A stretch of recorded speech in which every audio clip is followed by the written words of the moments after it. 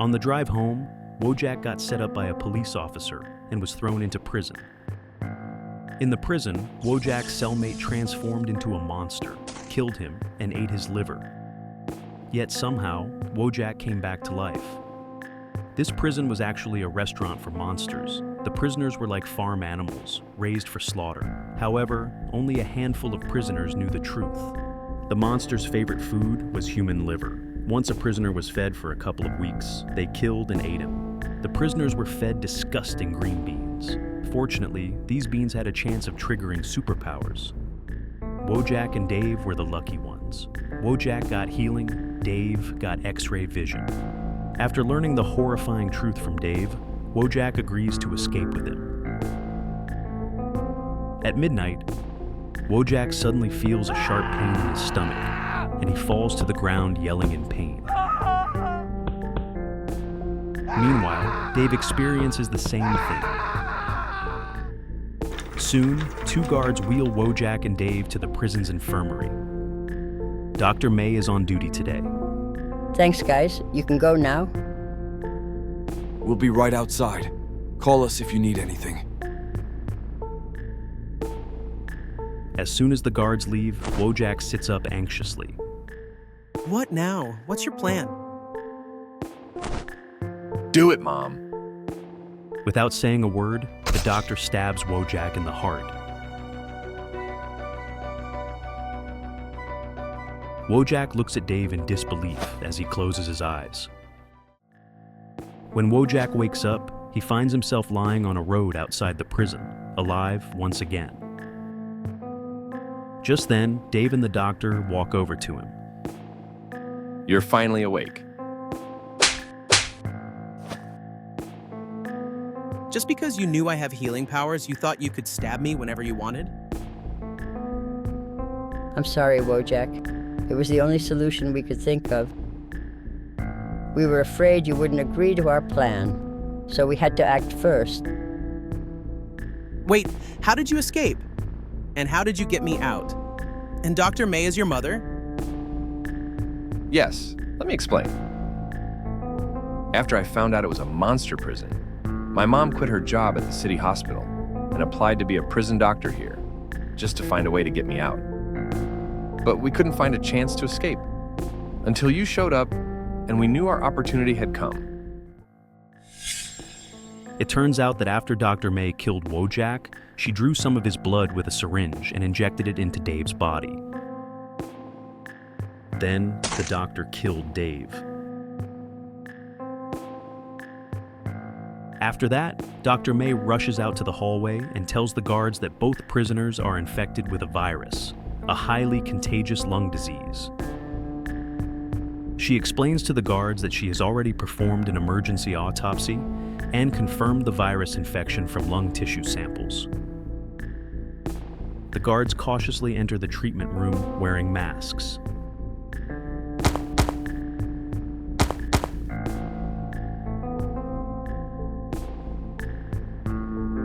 After confirming that both men are dead, they immediately notify the warden.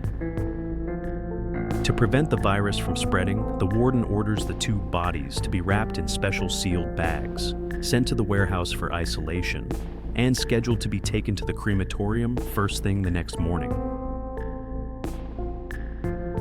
Dave was injected with Wojak's blood, giving him temporary healing powers for a few hours.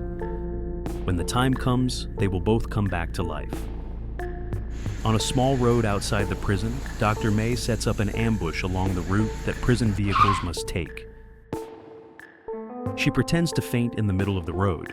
When the driver gets out to check on her, she shoots him.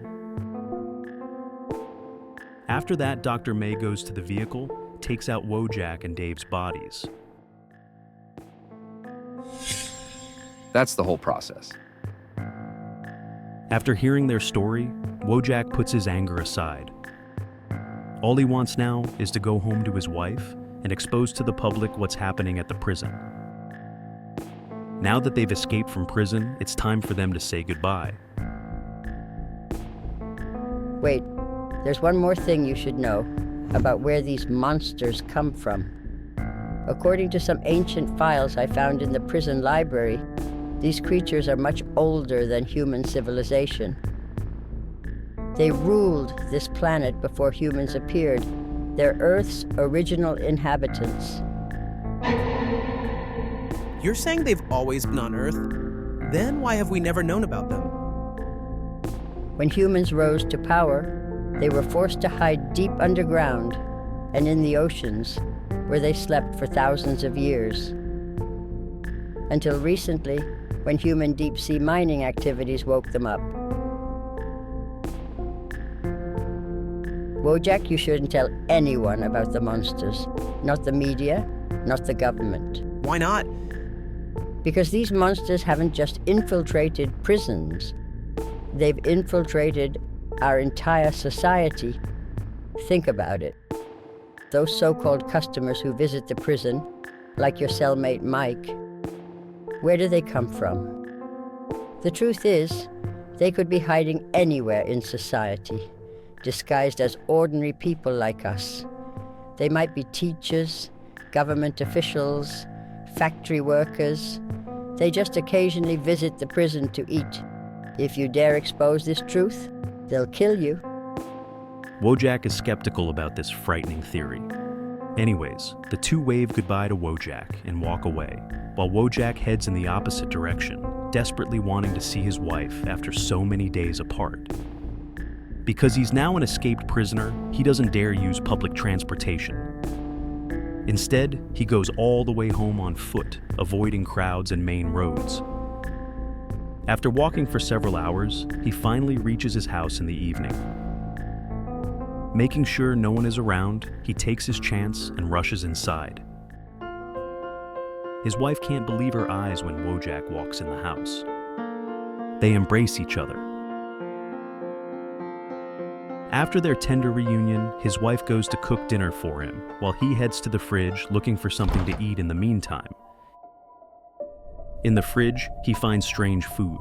Looking closely, he realizes it's actually a liver. Wojak has a bad feeling because he remembers his wife never eats animal organs. Just then, his wife's voice calls from the kitchen. Dinner's ready. Come eat, honey. Wojak walks over and sees his wife holding a plate of freshly cooked food, the exact same green beans they served in prison. Wojak feels a chill down his spine. This woman not only eats liver, but now wants to feed him green beans.